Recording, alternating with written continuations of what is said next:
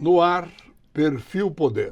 Paulistano, da Barra Funda, uniu a magistratura ao cenário internacional ao enfrentar o poder invisível do crime organizado. Com passagens pela ONU, pelo comando da Secretaria Nacional Antidrogas, sua dedicação foi reconhecida pela Itália, que concedeu a ele o título de Cavaliere della Repubblica. Hoje, ele traduz a complexidade da lei em colunas e rádios como UOL, CBN, sempre em defesa das instituições. Estamos falando de Walter Fanganiello Maierovitch, nosso convidado de hoje do programa Perfil Poder. Como vai, Walter?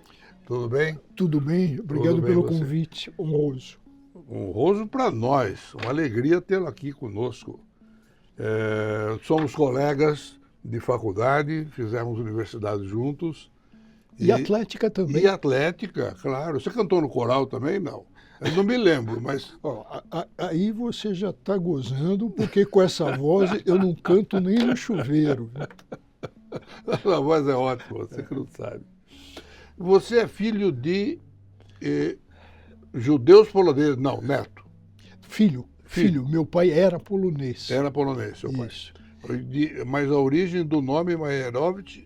É russa. É russa. Ovitch é filho de em russo. Sei. Aconteceu uma coisa interessante. Vou só marcar uma data, tá? Uhum. Um período, né?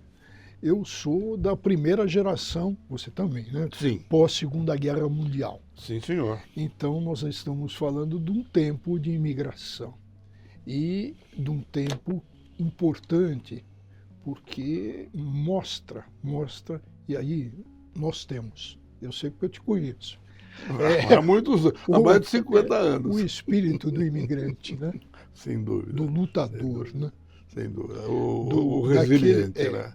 Daquele que não desiste. Não desiste. Os italianos usam uma expressão muito interessante. Non molare mai. Quer dizer, não desistir nunca. Nós não desistimos. Esse é o espírito, mas é o espírito que a gente adquiriu naquela época. Sem dúvida nenhuma. Você tem irmãos? Não, eu sou filho único. Um filho único. Filho único. E teve a sua vida, sua infância lá na Barra Funda? Sim, que era um bairro operário italiano. Uhum. Vamos lembrar da obra, uma obra clássica, Brás, Bexiga e Barra Funda. Brás, Bexiga e Barra Funda. Que é do Alcântara Machado, aqui, do jornalista, né? Sei.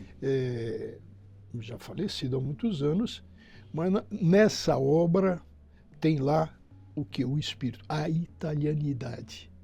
É um livrinho de contos muito interessante, da época, refletia bem esses bairros. E ali na Barra Funda era um bairro italiano onde estava lá a minha mãe e a família dela, né? 11 irmãos. Meu avô construtor, ele tinha uma olaria onde é hoje a Ponte da Casa Verde. Opa.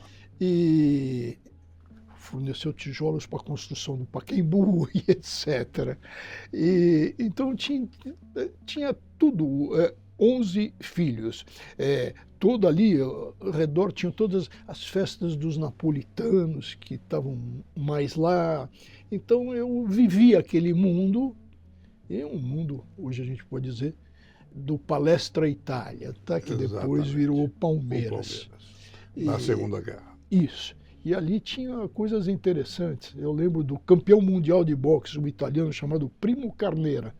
Ele já aposentado, ele se fazia lá um round demonstrações. Exatamente. Então, e as festas, né? As comidas típicas e tal. Você foi mais italiano do que polonês ali. Sim, porque a família Maierovitch era muito pequena, mas eu também senti lá, ali era um reduto italiano, mas a gente sentia, porque a Itália tinha perdido a Segunda Guerra Mundial, tinha vencido a primeira, mas saído quebrada. Aí na Segunda Guerra perdeu.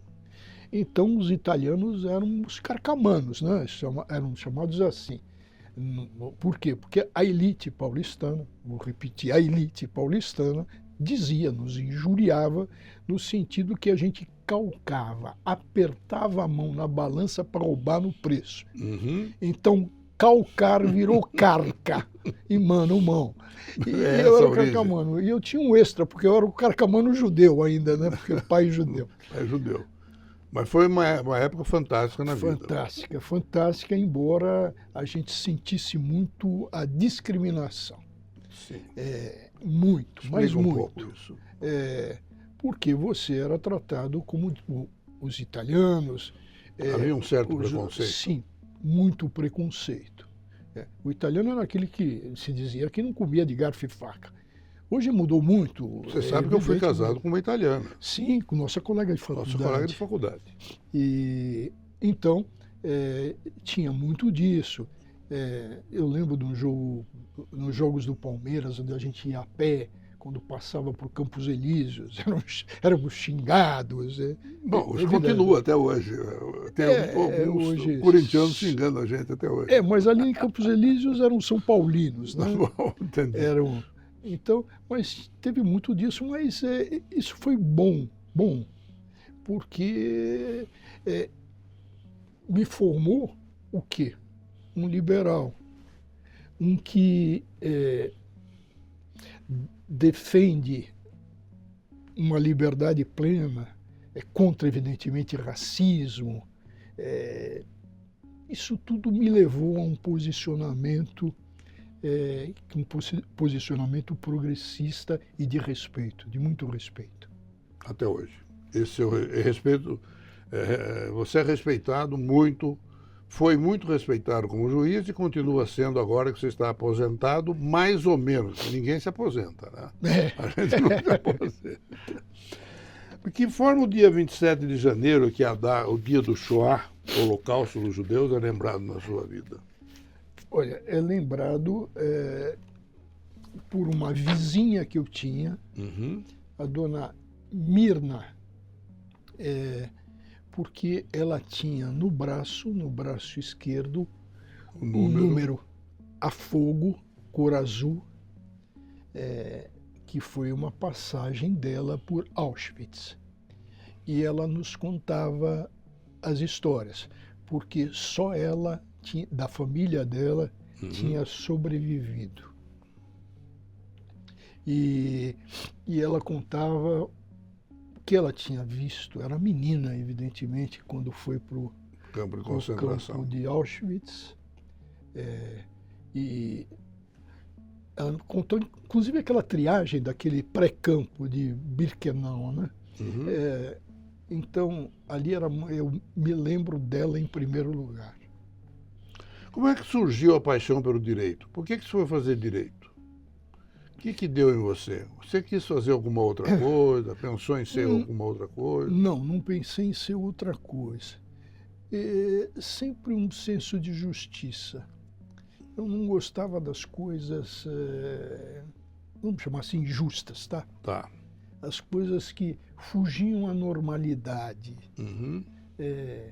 Por exemplo, ali no bairro tinham, evidentemente, pessoas que, de repente, embriagadas, caídas, ninguém auxiliava, ainda se um passava, ainda dava um chutezinho.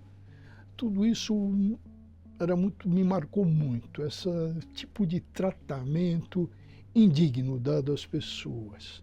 Então eu sempre tive em mente a busca à justiça. Muito bem. E nós nos conhecemos na Faculdade de Direito, do Largo de São Francisco. Do Largo de São Francisco, com uma peculiaridade, né? Meu pai me chamou e eu tinha sido escolhido para servir o Exército. Eu falei, e agora? Eu tenho que fazer cursinho, me preparar para o vestibular. E meu pai me pegou e falou, olha, não sei, não tem cursinho, eu te paguei bons colégios, tá? Agora você entra Já na faculdade. vou avisar que se você não entrar na USP, porque meu pai também era da USP, dentista, tá? Cirurgião dentista. Se você não entrar na USP, o problema é teu, não mais meu. E aí eu aproveitei o tempo do quartel, morei no quartel, que me ajudou muito para evitar deslocamentos e tal. Era um grupo do CPUR, a gente estudava ali. Em Santana. A gente estudava ali. Todos estavam nessa fase. Então eu não fiz cursinho nem nada e entrou na faculdade. Sim, e foi uma sim. alegria. Opa! E o pai ficou louco de alegria. Ficou. E a mãe também. Ficou muito alegre. Uhum. E quais são os momentos mais marcantes para você dessa época? Olha, nós estivemos na Atlética, nós estivemos no 11 de agosto.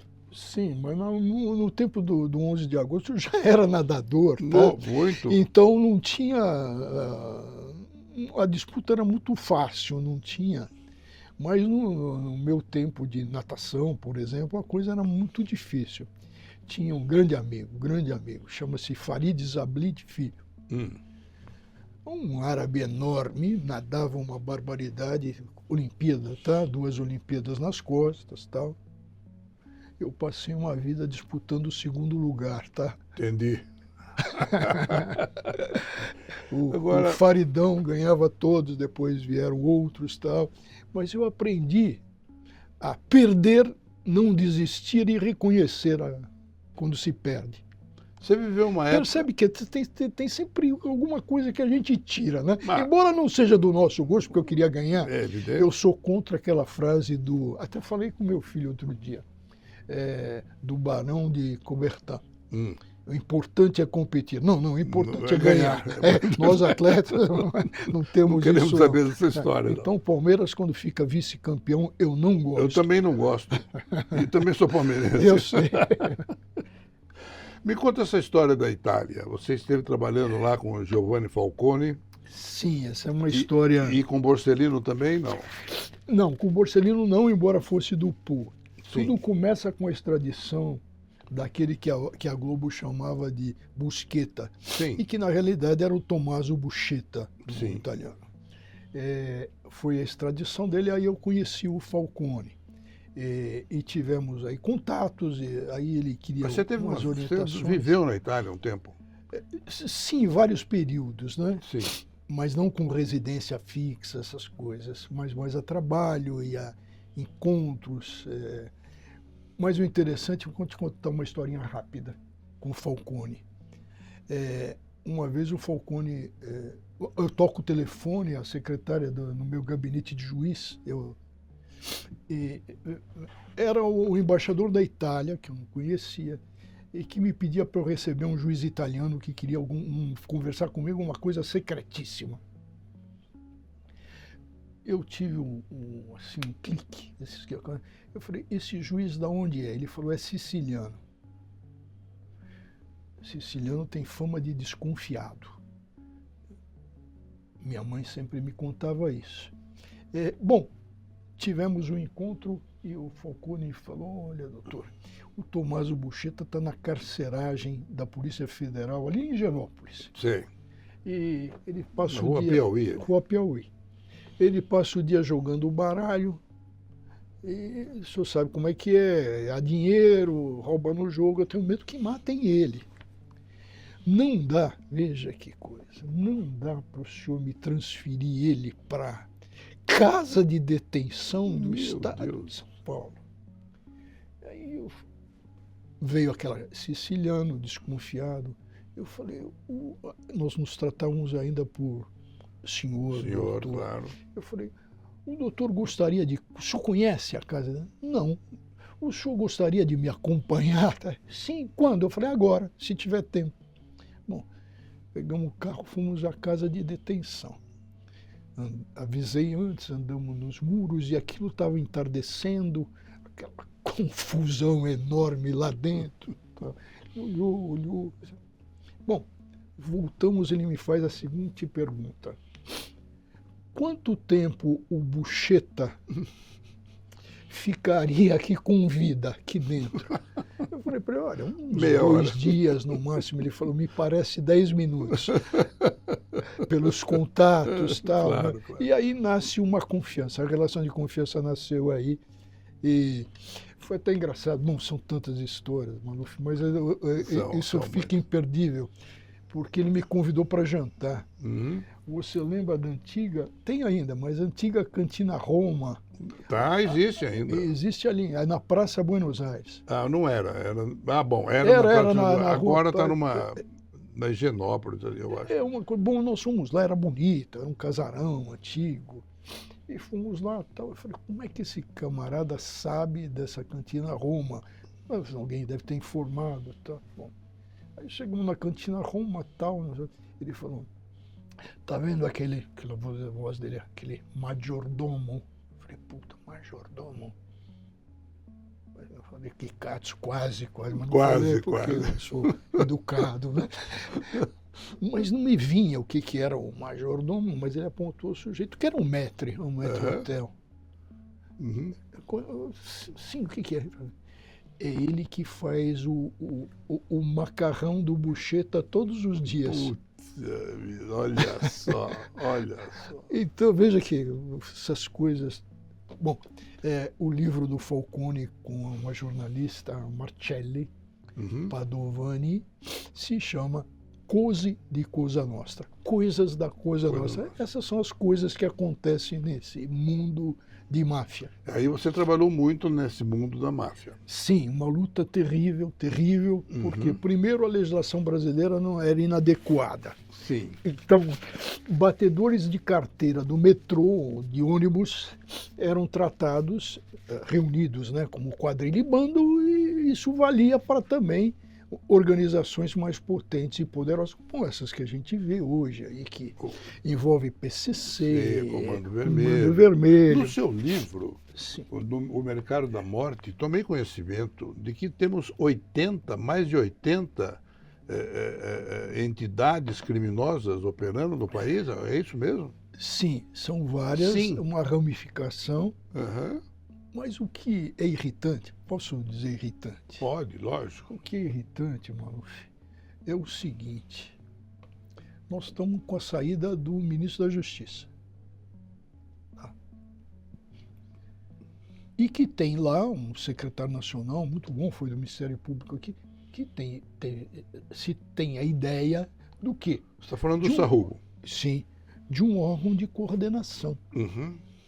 Quando nós estamos numa federação, a Itália é Estado unitário, tá? Fica muito mais fácil.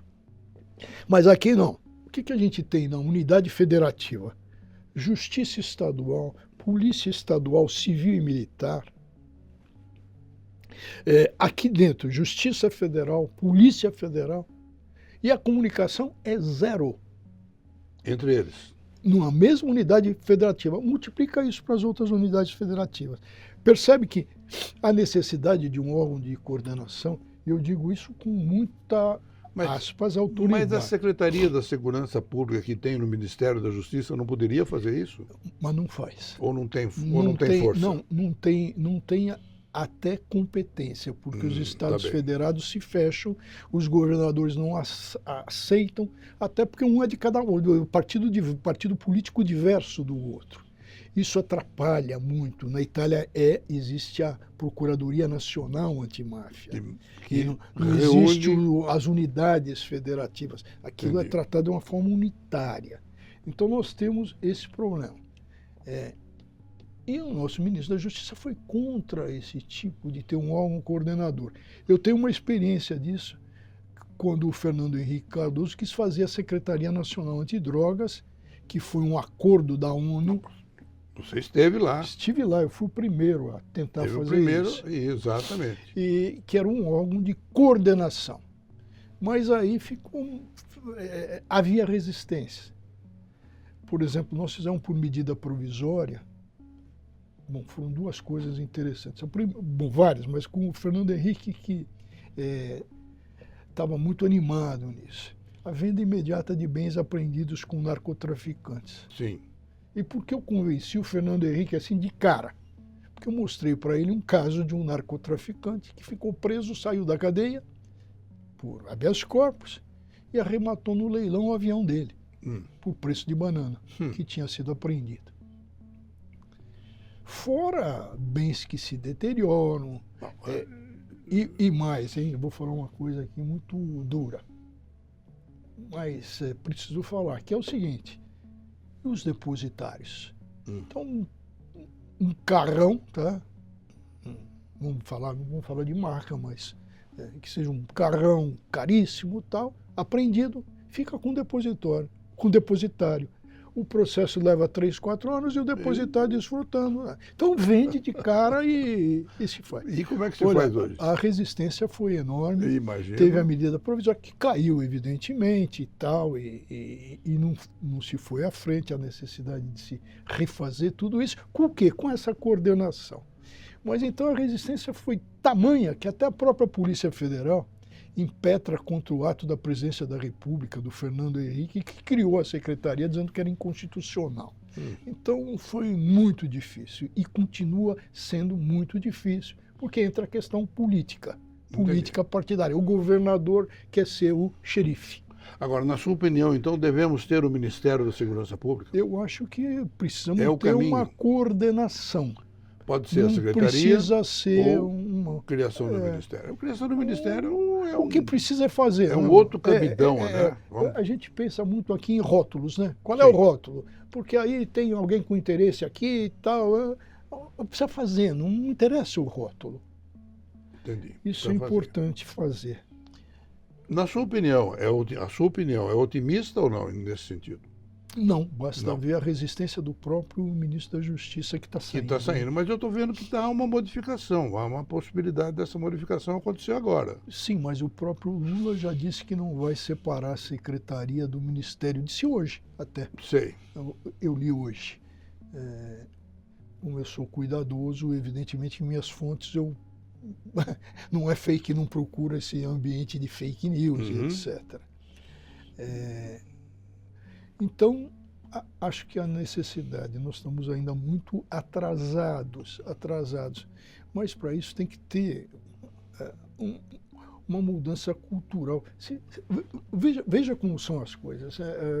Quando teve uma Assembleia Geral das Nações Unidas, foi em 98, eu estava lá como observador das Nações Unidas, e de lá surge a ideia de se criar, junto ao gabinete do primeiro-ministro ou do presidente, quando chefe de Estado e chefe de governo, uma secretaria, para dar força e ter um forte poder de coordenação.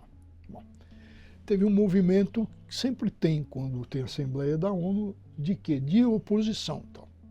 E ali foi feito um abaixo-assinado, com toda a razão, para que a ONU enfrentasse a questão da posse da droga para uso próprio como questão de saúde pública. E, portanto, não mais criminalizar a posse para uso próprio. Quem firma, dentre outros que estavam lá, o Lula, com todo o acerto, toda a razão, até peguei cópia disso, tenho até hoje. Então. Bom, duas coisas para você ver. O Lula, presidente pela primeira vez, depois, o possuidor de droga para uso próprio continua criminoso. Continua criminoso. Tá? Aí, tem questão de igreja, tem a direita, tem, evidentemente, no mundo inteiro vai ter isso. Democracia é isso. Mas continua criminoso. Certo. Erro. A segunda coisa interessante, o presidente Fernando Henrique me chama, engraçado, ele me tratava, juiz, me veja isso aqui. Eu falei, o que é? Isso aqui é um projeto de abate de aeronaves suspeitas de transporte de drogas, de envolvimento em narcotráfico. Veja que ideia maravilhosa. Isso aqui os Estados Unidos estão forçando a mão aqui para a gente adotar. Tá? Eu olhei para ele e falei, mas, presidente, o senhor tem uma Secretaria de Proteção a Direitos Humanos. O senhor já pensou derrubar um inocente sem processo? O senhor está instituindo a pena de morte no Brasil. Fernando Henrique é um homem inteligentíssimo, preparadíssimo, pegou aquilo, falou, está vendo essa gaveta aqui? Eu vou pôr aqui nessa gaveta. Só que eu vou dizer que foi o senhor que me disse isso. O senhor é que está se opondo. Pô, Fique à vontade. À vontade. E fui, falei e tal. Bom, tomei, aspas, a expressão, tomei paulada de todo jeito, de todo jeito. Porque isso é de um populismo forte, né? Então, os discursos populistas. Bom, e aí eu tomo carimbo de comunista, esquerdista. Eu sou um progressista. Bom, o que acontece? Fernando Henrique pôs na gaveta. Quem desengavetou e aprovou? O Lula. Que é inacreditável. É inacreditável. E está aí. Tá aí. Agora, o que aconteceu? Por sorte, hein? Por sorte. Derrubaram um avião. E está na cara que o potente narcotraficante não está pilotando uma porcaria, tá? Nada. Ele está, quem está é um agente dele. E quem estava dentro? Uma senhora missionária de uma igreja com um bebê de 9 meses. Poxa. Morreu. E não tinha droga no avião? Tinha. Ou podia ter também? Tinha. Mas nesses barcos venezuelanos, Então, nem sei se tem droga. Não, aí a gente não sabe. A gente não sabe. A gente não sabe. Mas percebe como essas que... Bom, depois disso, foi um escândalo, aconteceu no Peru. Uhum. Um escândalo tal, os estrelados generais que queriam de todo jeito, o país, já vamos derrubar na Amazônia não sei quantos, com previsão e tal. Esse secretário, que era eu, fica criando o caso, fica não sei o quê, pena de morte, mano. Que é isso? É isso mesmo. Que é isso? Agora, podemos falar da Venezuela e dos barcos que estão sendo, digamos assim, afundados, explodidos pela Marinha Americana. Como podemos falar da própria invasão.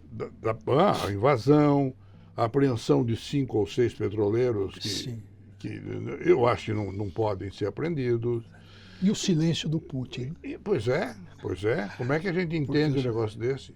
Agora o presidente americano está falando em colocar o Marco Rubio no presidente daqui de Cuba. Quer dizer, o Trump falou ontem que ele é o presidente interino da Venezuela.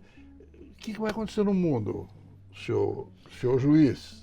Olha, eu posso me socorrer do livrinho aí para dizer... É seu. Para dizer que está aqui escrito... Está aqui a história, eu li pelo menos. Sim, conversamos antes. Está aqui escrito que a primeira vítima nos conflitos é o direito internacional. É o direito internacional. É a primeira vítima. Não há direito internacional em vigor no mundo que esteja sendo então, o que a gente aceito. O que a gente vai verificar? Então, vem o discurso, fica difícil, mano. Escrevo no UOL, o UOL tem um movimento inacreditável de visualizações, essas coisas. Então, se eu me colocar a ler os comentários, e às vezes eu tenho que ler, eu preciso me situar.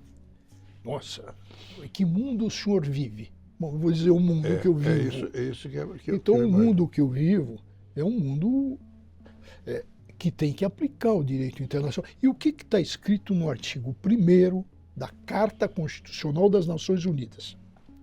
A proteção à soberania. O que fez o Putin na Ucrânia?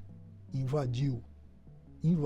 Crimeia primeiro, anos depois o país. O país está querendo toda aquela região rica do Donbas, a usina nuclear, e o Donbas, se pegar aquele litoral ligado à Crimeia, né? Exatamente.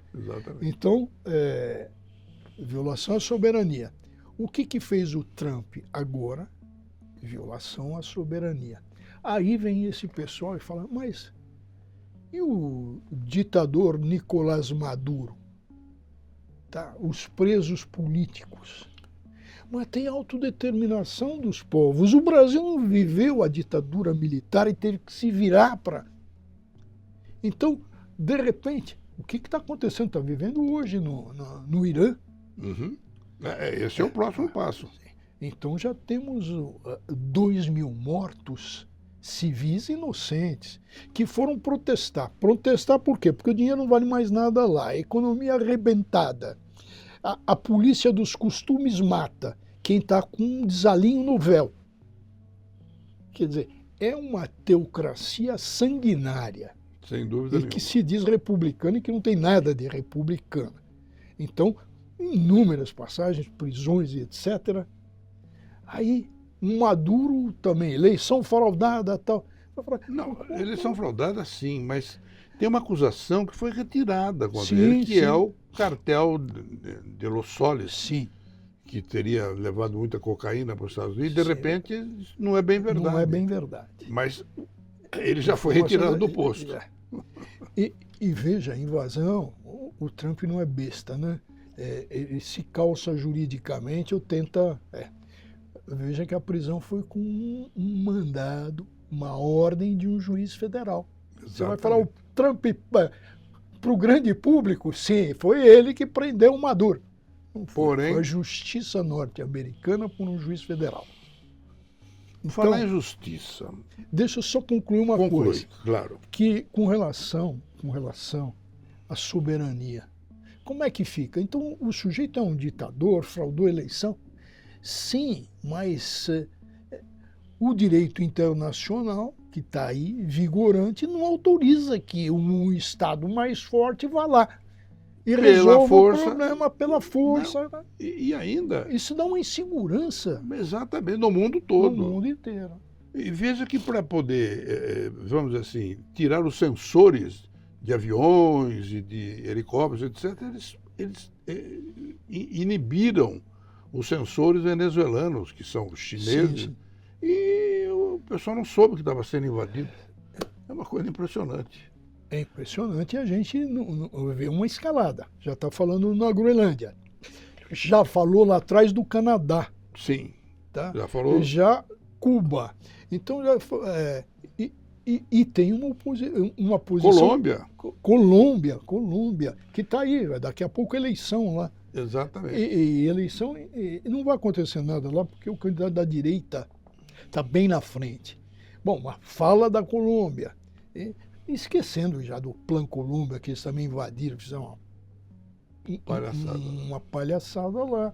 Então, tudo isso está muito difícil. Mas as pessoas... e daí o nosso mundo do direito, né? Que não é o ideal. Mas é a disciplina possível. É possível, exatamente. É possível. É possível. Então, tem a ditadura? Sim, mas hoje nós temos os mecanismos. Veja, uma das causas do problema econômico no Irã são os bloqueios econômicos. A Rússia sofre bloqueios econômicos, tem a União Europeia vai aumentar os números. Então, é uma maneira. Ah, mas aí tem um acerto, a Rússia continua, e aí entramos nos petroleiros, que em mar aberto tem que usar uma bandeira, usa a bandeira da Rússia, depois tira, bota outra. Pois é. Então, mas não temos um mundo ideal, evidente. Mas nós temos que ter um mínimo de respeito ao direito internacional. Respeito que nós não assistimos, por exemplo, na faixa de Gaza. Não, nada. Então, o que aconteceu? Num primeiro momento, reação legítima, mas e depois? Não, mas a reação foi legítima. Legítima, não há dúvida Agora, alguma. 70 e o excesso mil mortos, depois? Excesso. Não dá para entender. Cai a legítima defesa. Cai a legitimidade. Então, e o que a gente assiste ali? As convenções estabelecem que você não pode, não pode bombardear onde tem civis. Hospitais. Hospitais, escolas. Creches. Aí que fala, não. Aí vem o jogo de algo muito forte hoje que a gente sente. E que você que é do ramo sabe bem do que eu vou falar. Propaganda de guerra. Então, de repente, a escola... mas a escola é usada por eles para guardar armamentos. No subsolo. Sim, mas tem outros mecanismos. Não, o que não pode é matar. Não pode derrubar o prédio. 90% dos edifícios foram derrubados. Como é que se explica uma coisa dessa? Não pode. Em 90% deles tinham terroristas? Aí entra o direito internacional. Existe a Corte Penal Internacional? Existe. O Putin tem ordem de prisão, o Netanyahu também. Aí vem as pessoas, mas como vai executar isso? Bom, mas algum momento, alguma forma, tem que se marcar a posição que é essa. É isso. Dentro do quadro é esse. Infelizmente tivemos isso. Preciso mudar de assunto. Lógico.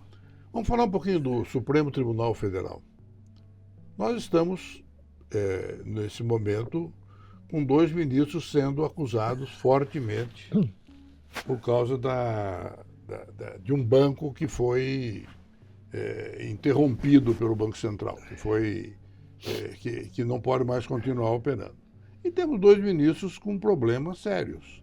Um porque andou de avião com o advogado do banco e outro porque teve um contrato do escritório da sua mulher com honorários extraordinários como advogado para não se saber bem para que serviam tais honorários. Como é que a gente explica isso? E como é que saída temos para este caso? Vamos começar pela saída, porque as Vamos pessoas. Começar com que saída tem, porque as pessoas. A indignação é fácil. É de total. A gente falar total. Então não precisamos falar muito disso e nem dessa resistência do Supremo em ter o código de ética. Certo. Veja, é sempre o aspecto constitucional que a gente tem que verificar. O Supremo Tribunal Federal, vamos ver a topografia da Constituição, é o órgão de cúpula. Abaixo está o Conselho Nacional de Justiça, que seria, ou pelo menos foi essa a intenção do saudoso Márcio Tomás Bastos, Que foi ministro da Justiça. o ministro da Justiça é autor da ideia. Autor da ideia. A gente conversou muito sobre isso, inclusive quis conversar especificamente sobre isso, eu e ele. E ele me disse, você não acha que precisamos de um conselho externo? Eu falei, lógico, para a magistratura, um conselho externo, fora. Sim. Eu falei, só que esse que está aí no papel não é externo, é interno. O número maior de juízes é corporativo. Uhum. Bom, controle externo não existe, é um controle corporativo. Voltamos à topografia. Supremo aqui, Conselho Nacional de Justiça, um degrau abaixo. Tá? Essa é a arquitetura constitucional. O que decidiu o Supremo? Que o Conselho Nacional de Justiça, que é o órgão de controle, que teria o poder correcional, então, juízes de Jatinho, Toffoli, aquele Cássio com K.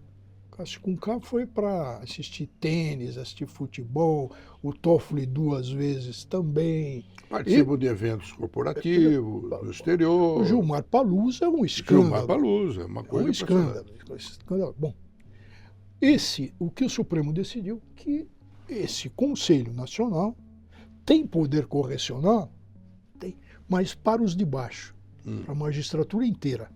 Para cima, não.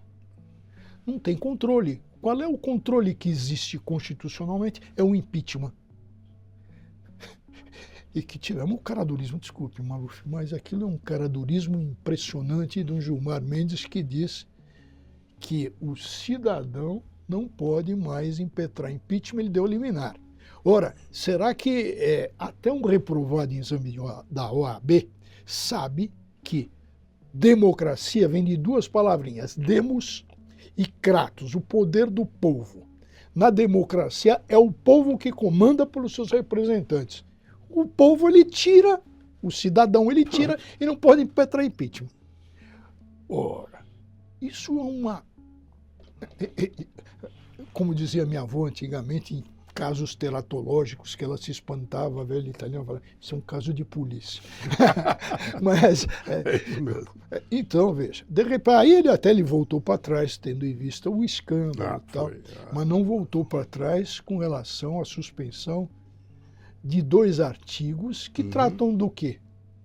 Tratam do magistrado que tem que ser prudente, tem que ter postura e compostura, isso está suspenso. Então, se a gente pensar hoje, o que é Gilmar Palusa, o que é Toffoli, a mulher advogando e ele despachando, ou no escritório, no mesmo escritório, no caso da mulher do Toffoli, é do mesmo escritório, Sim. outro assinou, é evidente, né, que outro ia assinar, Mas e o lucro no final do mês não é para ela. Nós somos todos bobos, idiotas. Então veja, não temos código de ética para o Supremo. Sim. Para os outros tem? Sim. O Conselho Nacional de Justiça tem o código de ética para todos os magistrados. Supremo não. Então nós temos um Supremo que está sendo mal visto, muito mal visto pela sociedade, e não se emenda, né? E não se emenda. Este é o problema. Esse é o ponto, né? E não se emenda, e nem quer se emendar pelo jeito, né? Não quer se emendar. Então, mas como isso, mudar eu não sei, mas tudo isso? Eu acho que as consequências ainda virão. Se temos um impeachment, mas... Não sei. Maluf, vamos pensar em duas coisas, até relembrando os nossos tempos de arcadas que a gente debatia.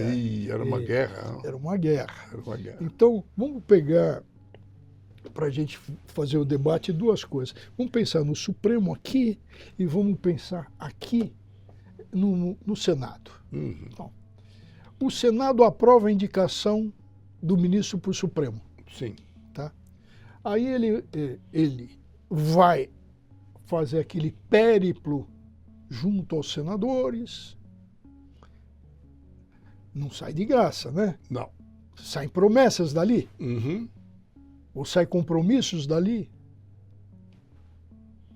Então ele vai, é aprovado. É aprovado. E quem é que vai julgar os senadores?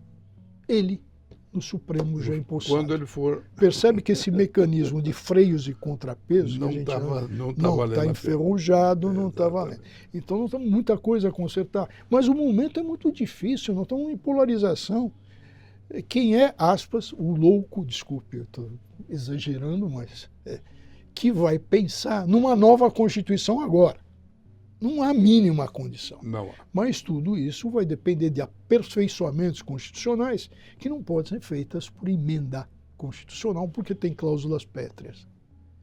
Então nós estamos nessa, aspas, como se dizia na Barra Funda, uma sinuca de bico. Uma sinuca de bico. Bom, antes de encerrar, vamos falar de uma coisinha mais amena. Do Palmeiras. O Palmeiras seria uma alegria.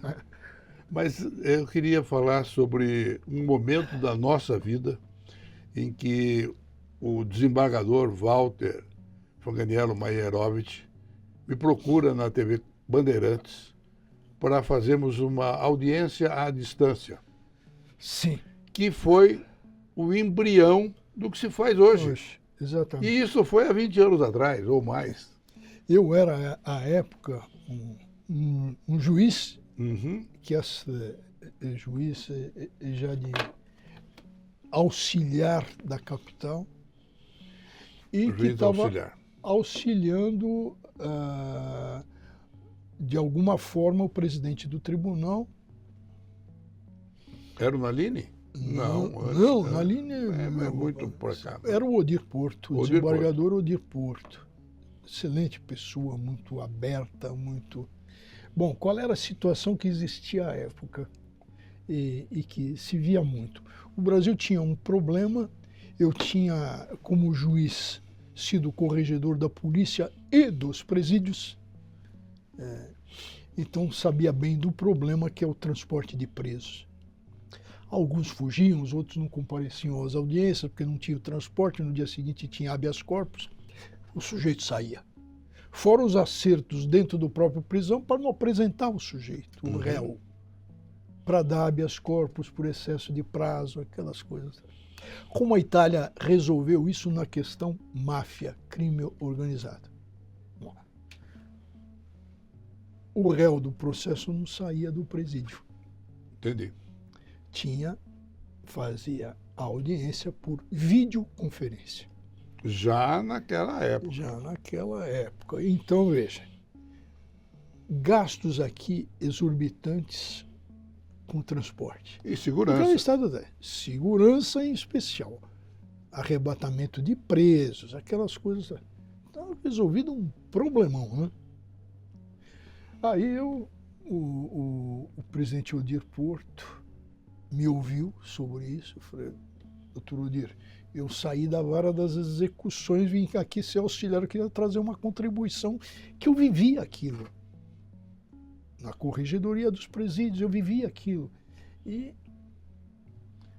a situação na Itália, que eu acompanhava, já trabalhava com juízes antimáfia, eles resolveram isso com um código penitenciário, que aqui nós nunca tivemos código penitenciário, não temos ainda, tá? Botando um artigo para videoconferência e tal. O Odir, muito realizador, muito inteligente, muito preparado. Nossa, e como é que nós vamos fazer isso aqui? Nós não temos dinheiro para nada. Eu falei, olha, eu tenho um amigo que é da Band. Eu até exagerei, cá entre nós, agora eu vou revelar. Eu falei, tem um amigo que é o José Roberto Maluf, que manda na Band, que ninguém nos ouça. Não era verdade. Mas eu precisava usar uma coisa forte, né? Uhum. E que ele já morreu, mas se a gente perguntar para ele, ele fala, me manda, porque nós fizemos. É verdade, a gente fez mesmo. Nós fizemos. Nós fizemos. Então foi um piloto e demorou para essa implantação, porque o Brasil ainda tem Mas o piloto fizemos rapidinho. Sim, fizemos rapidinho, colocamos no ar 6 audiências em vários lugares, nos locais mais distantes do estado de São Paulo. Foi sensacional. E o que nós ganhamos do troco do dia seguinte? Isso é nulo, de pleno direito, a Ordem dos Advogados do Brasil São Paulo. Reclamou muito. Isso é nulo de pleno direito, o sujeito está lá e tem alguém com um revólver apontado para ele dizer outra coisa. Como se não tivesse segurança aquilo, fosse feito na própria cela, não, numa sala, com segurança tal. Nulo de pleno direito. Não, mas hoje dá para falar isso aí, é piada hoje. Hoje é piada porque funciona muito bem. Funciona no mundo inteiro. Exatamente. Inclusive está funcionando, por exemplo, veja um grande mafioso da máfia ciclo-norte-americana, preso com prisão perpétua nos Estados Unidos e com processo de máfia na Itália, na Sicília, com morte de juízes, policiais, condenado à prisão perpétua por narcotráfico e outros crimes nos Estados Unidos, preso segurança máxima, e o processo na Itália parado. Como é que se fez isso? Videoconferência. Videoconferência. E o que se viu nessa videoconferência? Ampla defesa. Ele falou, não, isso é tudo invenção, e etc. Contou o que ele queria. É evidente que é interrogatório, é instrumento de defesa. Mas veja como se evoluiu. Bom, instituições criminosas estão avançando, vamos dizer assim, na economia legal hoje em dia. Elas têm postos de gasolina, têm outras maneiras, companhias de ônibus, outras formas de receita, até banco andaram tendo aí fintechs, etc. Quando é que nós vamos conseguir frear esse encaminhamento criminoso dentro da economia brasileira? Olha, nós tivemos... Se é que vamos. Nós tivemos reuniões preparatórias à Convenção da ONU, Convenção de Palermo, sobre criminalidade transnacional, sem fronteiras, que o crime é transnacional. Bom, um desses encontros preparatórios, uma especialista em lavagem de dinheiro e reciclagem de capitais em atividades formalmente ilícitas, começa a exposição dela dizendo uma coisa que, veja bem, estou falando de 2000. Há mais de 30 anos, a máfia trocou a metralhadora pelo mouse do computador. O que ela queria dizer usando aquele simbolismo? Que a máfia já estava informatizada, atuava nas redes de telemática, e ela fazia uma proposta, dentre outras, acabar com o papel circulante, com a nota, com o dinheiro, com o papel moeda. Acabamos agora, né? Estamos acabando. Agora estamos acabando. Estamos acabando. Então, percebe que o crime organizado já há muito tempo, está à frente. Tanto é que tem a transnacionalidade. Mas o grande problema que eu vejo é a infiltração no poder legal. Nós ainda estamos num estágio onde o crime organizado faz a cooptação por corrupção. Tá? Então vai entrando, mas a hora que entra no poder, a hora que começa a ter juízes como membros da organização na gaveta, vejo o que aconteceu com a máfia norte-americana, quando ela passou a se chamar de Cosa Nostra, com o Lucky Luciano, que é Salvatore na Itália, porque ele era siciliano. Siciliano, é verdade. Então ele falou, isso aqui é uma Cosa Nostra, é uma coisa nossa. Morava no último andar do melhor hotel dos Estados Unidos, cobertura, dava jantares onde iam senadores, deputados, o pessoal todo, e a gente sabe a potência que foi a máfia americana, e tinha lá um cantorzinho que aparecia, dava uma canja, um tal de Frank Sinatra. Isso. Ora, tudo isso aconteceu, tudo isso e hoje com muita sofisticação e um envolvimento cada vez fica mais forte. Isso eu conversei muito com o Nelson Jobim para colocar, e ele colocou na lei de lavagem de dinheiro, o dever de vigilância, né? Um correntista que tem potencial de 10 em movimento 1 milhão, o banco tem que avisar. As bolsas têm que avisar, as coisas suspeitas. Então volta à cena o dever de vigilância, muito fortemente. E nós não estamos preocupados ainda com isso. Mas devemos ser Sim. Rapidamente. Quero agradecer esta maravilhosa entrevista do Dr. Walter Fanganiello Maierovitch, dizer que recebi dele aqui o livro Máfia, o Poder e Antimáfia, lançado em que ano? 22. 22 ganhei o Jabuti. Ah, então, ia dizer isso. Ganhou o Jabuti. E também do livro... Posso fazer rapidamente para você? Claro. Olha a capa desse livro da Unesp. Uhum. Isso é uma fotografia tirada na Sicília. Esse velhinho de bengala, bom, não sou eu, né? Quem é?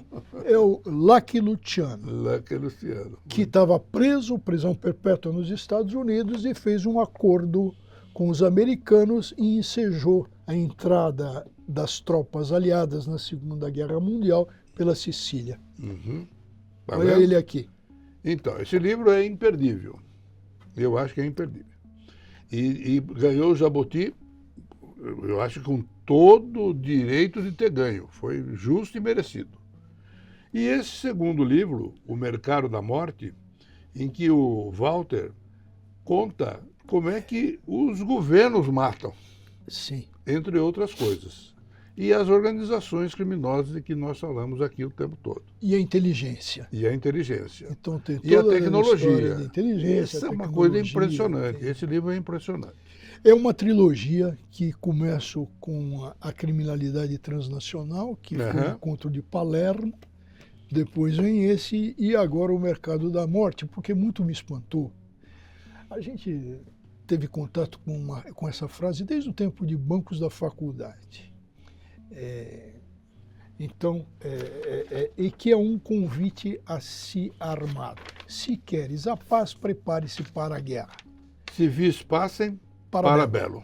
Essa que é a frase de abertura do seu livro. E tem toda a história e a chave da abertura para a indústria bélica. Fala de novo em português. Se queres a paz, prepare-se para a guerra. É isso. Muito obrigado, Walter. Foi um prazer muito grande. E nós foi bom te rever. Foi muito bom ver você também de novo. Muito obrigado. Encerramos aqui, então, esse programa, agradecendo ao Dr. Walter Fanganiello Maierovitch e dizendo a você que agradecemos a sua audiência e estaremos de novo neste mesmo canal, neste mesmo horário, na próxima semana.